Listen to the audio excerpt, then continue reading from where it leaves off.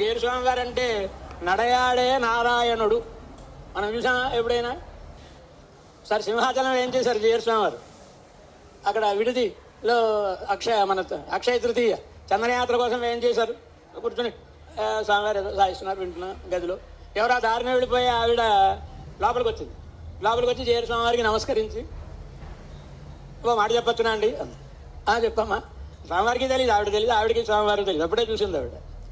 నేను చాలా ఉపన్యాసాల్లో విన్నానండి, భగవంతుడు అంటే పద్మపత్రాల లాంటి నేత్రాలు కలవాడు అని.